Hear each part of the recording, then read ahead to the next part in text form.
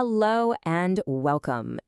Today we're going to talk about something that feels both super ancient and incredibly relevant for our lives right now, the idea of sacred rest. And it's so much more than just a day off from work. It's this incredible gift, a gift that's really woven into the fabric of time itself. I mean, think about it. We live in a world that just never stops, right? It glorifies being busy. There's this constant pressure to be productive, to always be connected. And burnout? It almost feels like our default setting these days. So it makes you wonder, doesn't it? In this crazy, relentless pace, have we forgotten how to truly rest? That deep, soul-level kind of rest? Well, let's go looking for an answer. And it's an answer that actually started way back at the dawn of time. So to really get a handle on this, we've got to go all the way back. I'm talking about the very beginning. Back to the story of creation in the book of Genesis. Because this is where we first see that rhythm of work and rest. And what's amazing is that it wasn't introduced as a rule to follow, but as this beautiful, perfect ending to the work. The story describes this huge, incredible project, right? Over 6 days, God creates everything, the heavens, the earth, all of life. And each day just builds on the one before it, all leading up to this moment of completion. But here's what's so powerful to me. The all-powerful creator also shows us a really crucial final step. He stops. And pay close attention to the language here. The first time we even hear about this seventh day, it's not a command, it's not a rule for us to follow, it's a blessing from God. He sets this one day apart and makes it holy. It's almost like the final, crowning gift of the whole creation story, a day just to pause and breathe and delight in everything that was made. Okay, so how does this gift of rest turn into a core practice for people? Well, it eventually does become a commandment, but it's one that's built on two really profound, really powerful memories. So, if you look in the Old Testament, this command to rest actually shows up twice, and each time it's for a slightly different reason. The first time, in Exodus, it connects all the way back to creation. It's basically saying, hey, pause your work and remember the God who made everything. But then the second time, in Deuteronomy, it's about remembering freedom.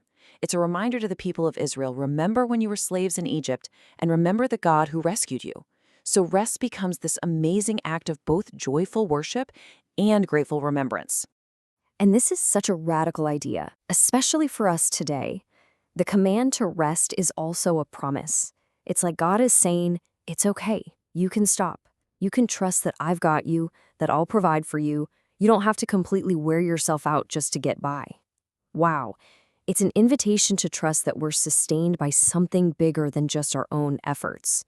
What a powerful counter-narrative to our modern hustle culture. All right, so the Sabbath is set on the seventh day. It's all about remembering. But then something fascinating happens. The story takes a turn. Because if you know anything about Christian tradition, you'll know that for most Christians, the main day of worship isn't Saturday. It's Sunday, the first day of the week. So what's that all about? How did that change happen, and why? Well, the answer comes down to one single event that changed, well, everything. Yeah, this big shift centers completely on the resurrection of Jesus Christ. The Gospels tell us that Jesus rose from the dead on the first day of the week. And that moment wasn't just the start of a new week. For believers, it was like the dawn of a whole new creation, a new beginning, and this incredible world-changing hope for all of us. So you can kind of see how the whole thing evolved for Jesus' followers. They started getting together on the first day of the week, Resurrection Day, to celebrate this amazing new thing God had done. They even started calling it the Lord's Day. And as Christianity began to spread, Sunday just naturally became the main day for worship and rest. And here's the really crucial part. The original meaning didn't get lost. It actually got bigger. It was enriched. Now, the celebration of God's creation was joined by this huge celebration of God's salvation. The joy of that first creation was expanded to include the joy of the new creation, the one that's possible because of Jesus. But wait, there's one more layer to this idea of sacred rest, and it's just beautiful. Our weekly practice of hitting pause and worshiping, it's not just about looking back at creation or even the resurrection. It's also about looking forward. It points us toward an ultimate promise.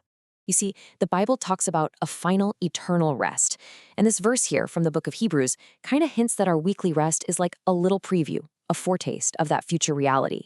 It's a reminder that one day, all our work, all our striving here on earth, it will be finished. and we'll find our ultimate, complete, peaceful rest with God. So, when you put it all together, the meaning of sacred rest is just so rich, isn't it? It starts out as this beautiful gift of celebration. Then it becomes a way to remember creation and freedom. For Christians, it gets transformed into this weekly celebration of new life. And finally, it's a hope that points us all toward a promised eternal peace. You know, this ancient practice is really an invitation for us to just pause, to reflect, especially in a world that pretty much never lets us do that. It's so much more than a day off. It's an invitation to trust, to remember, to celebrate, and to hope. So maybe that leaves us with a question to carry with us this week. In our own busy lives, with our endless to-do lists and all the pressure to perform, what would it actually look like to receive this gift, to find our own sacred rest?